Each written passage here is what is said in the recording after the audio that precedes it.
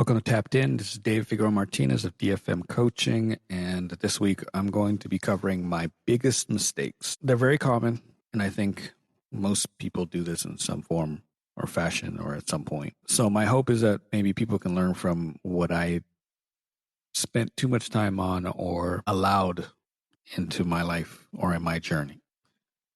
The first one I'm going to cover is chasing belts, and I know we say this quite often. Everyone says, hey, it's a journey, not the destination, and all these other pretty common phrases. But it really is about the journey. It's not like the belts will come and go, especially for someone like me who doesn't find reason to celebrate very often. It's a quirk of mine that I've been trying to work on for quite a long time. The getting the belt always felt good, no matter which one it was, from blue to black. Getting my professor bars felt good too, but I never celebrated them like I should have. So if you're someone who's on the fence about that, I highly recommend celebrate them. You put in a whole lot of time and you might as well have something out of it, like whether it's a dinner or a small get together, especially when you get to black belt. Each one of these belts are massive. There's only 5, and on average it takes 10 to 12, 15 years to get your black belt. So give yourself the kudos that you rightfully deserve and celebrate. In saying that, don't chase these belts. My biggest moments and the things that I remember most across my journey have all been these little moments that did not matter. They didn't matter in comparison to a belt. And when you look at it oh, that's the accomplishment. But I have these moments where I failed at something tremendously, and it created a memory milestone that I will never forget. Or I had a training session with someone, and they wrecked me in such a way that I will never forget. Where we had friendships that you forged through training in hard moments and hard days, where you found solace in someone who gave you a certain word or phrase or a moment, and you carry it with you all the way. The moments of other people getting the recognition that they deserve. I don't remember most of my competition wins. I just don't. But I remember vividly when I lost and I was completely heartbroken because I felt I put so much time into it. I remember vividly a friend of mine, a training partner, who lost, I want to say was under a minute into his match. And then he signed up for the next tournament that literally the day of, I think before we even left the venue. And right around that time, if my memory serves me correctly, I think he had been let go from his job. So his focus was just do at that moment. And I was coming in at 5 a.m. to train with him. He was so fucking ornery that he wrecked me in this training session. I remember that training session specifically. He had so much on his mind, and he was just, this was his therapy. And his therapy was just to fucking wreck me. I remember that vividly. I remember going home. It was still dark because it was so early, and I had to get showered, dressed, and hit work. But I remember that. I remember coaching sessions. I remember kids promotions, all these little memories that at the end of the day ended up being bigger than the belts ever were. And my biggest regret was that I'd not cherished my blue belt stage as much as I should have. It's an awkward belt. It's almost, I equate it to being like a preteen, teen, where your body's starting to develop in weird ways, and you look awkward and you don't have things together. Jiu-Jitsu wise, your game isn't flush, a lot of holes in it. It's awkward. You might hit certain things that you say are your A game, but they don't look pretty. You have a lot of doubt. You're not sure of yourself. Like, blue is a very awkward belt, and I wanted out of it as fast as possible. I thoroughly enjoyed purple. I think purple is the greatest belt on earth. It is the most fun, the least amount of responsibility in comparison to your skill level. It is a blast being a purple belt. You're a villain.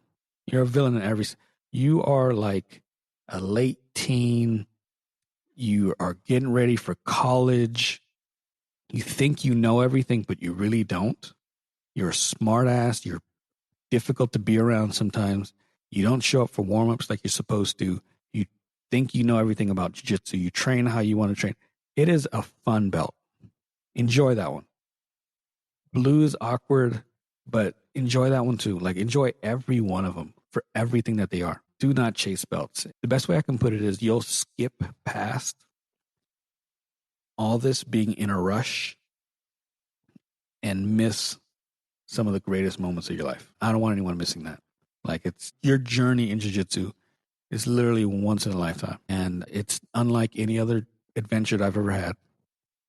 It's unlike anything else I've ever done. And it's so specific to you that no one else is going to have the same adventure. Number 2, training hurt instead of training smart. I have fucked this up a lot. Let's see. I remember one time I was swept, and it was almost like a scissor sweep, but I had my foot planted, and my foot didn't move, but I moved. Like, I got kicked over, and my foot was flat on the mat, and the rest of me was off to the side, and we heard this loud pop, and I was on crutches for a bit. Nothing was broken, thankfully, but I think they call it a high ankle sprain. I was messed up for a bit. After I turned 40, I forced a throw that I had no business forcing, and I injured my hip. Took a minute to recover. I was still teaching. I don't think I was training that much, but I was at least still teaching and showing things, but I was pretty fucked up. And then I got better, and then I injured the other hip. I got so worried at the time that I thought, oh shit, this is what 40s are going to be like, just me getting injured left and right. So I think that I should have been better. There were moments where because I came up in jiu-jitsu 14 years ago when I started, it was still about being tough and training even when you probably shouldn't be, taping it. And we still do that now, but I think we're a little smarter. I don't try to egg my students on to train. I want them to listen to their bodies. I want them to adjust and decide, hey, maybe I shouldn't do this. So I want them to understand that. So listen to your body.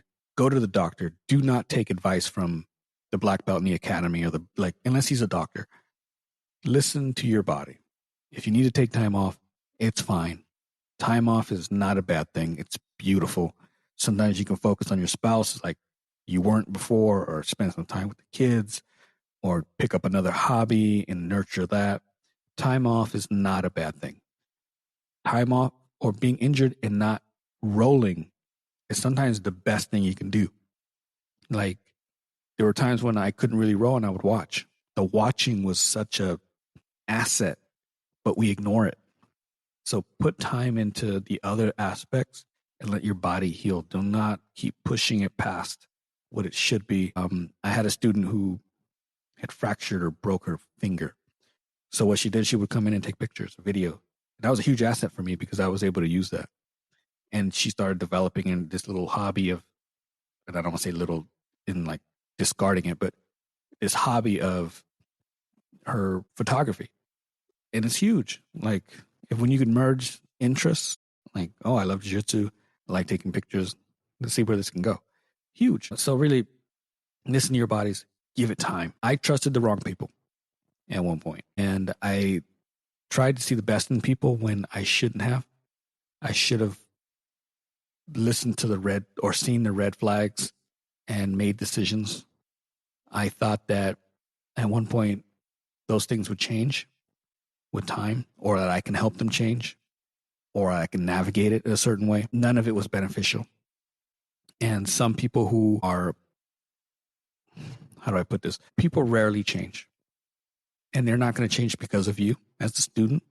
So if someone is doing things that you find irredeemable, that you find disgusting, gross, intolerable, whatever word you want to say, they don't typically change. So if you're in that situation, trust your gut, understand what's going on, what it is, and say, you know what, this isn't for me, and just make the change. It's one of the hardest things you're going to be able to do.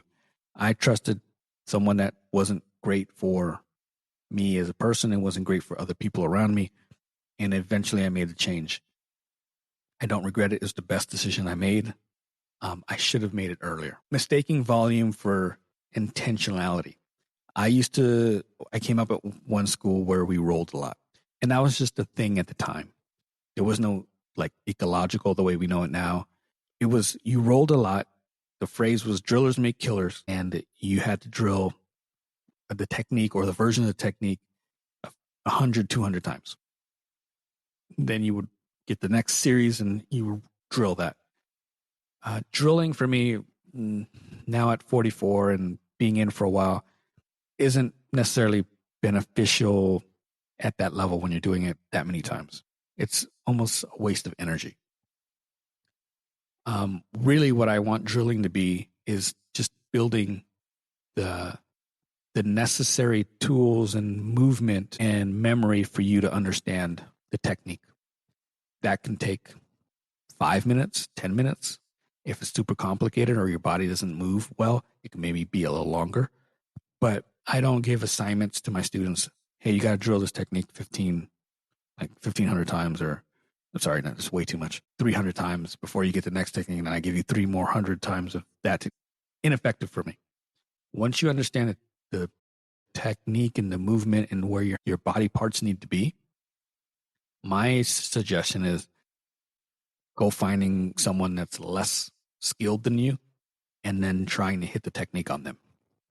To me, that's more beneficial. If you want to get with a partner and do more ecological and maybe say, I need you to do this and only this in response.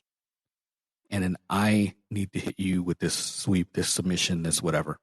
And then change the parameters as you both get better. That's huge, huge asset. So again, the number of reps you do into something is not like that volume of that doesn't help, doesn't better me. It's really about the intentionality and the understanding of what the technique is supposed to be in response to what your opponent's doing. Lastly, I did not ask enough questions.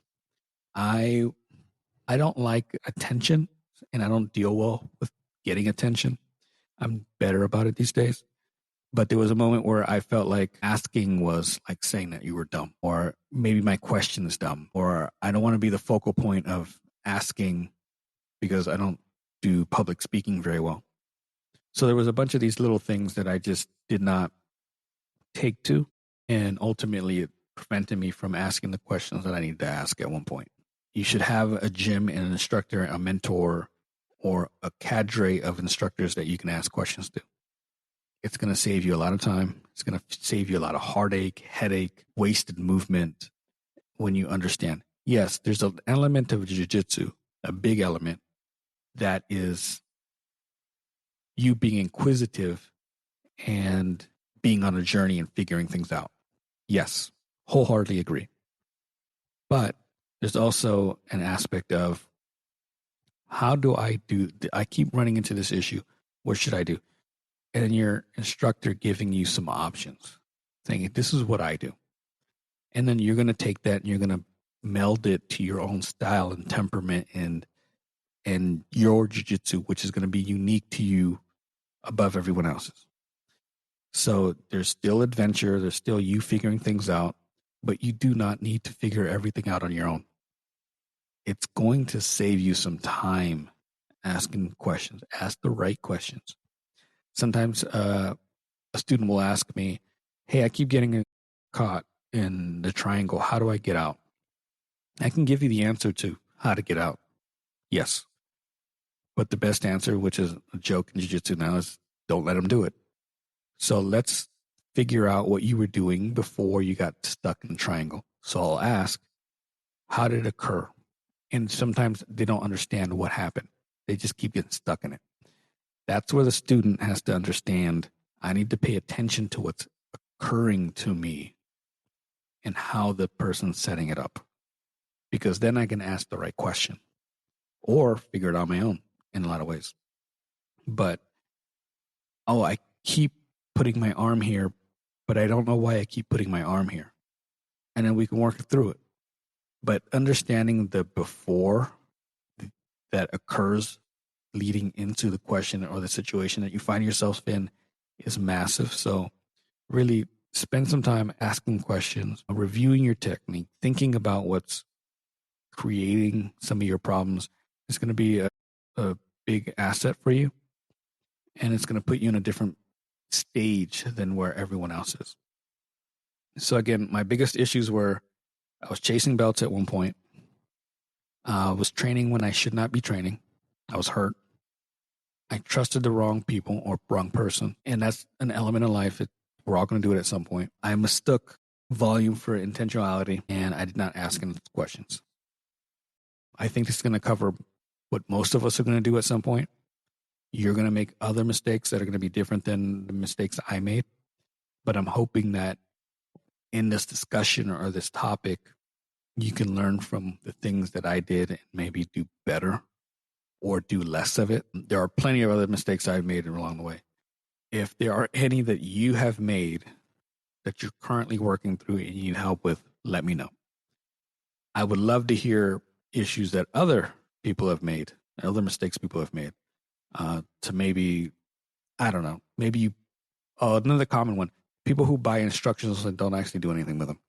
Massive issue. I know people who are instructional whores and they don't actually review the instructionals like they should. That's a massive mistake. But that's another episode probably. Anyways, any questions, want to work with me, want to reach out to me, give me some feedback. I would love feedback. DFM.2099 or DFMcoaching.com. You can follow me on Threads or Instagram. Again, would love to hear from you. Thank you so much.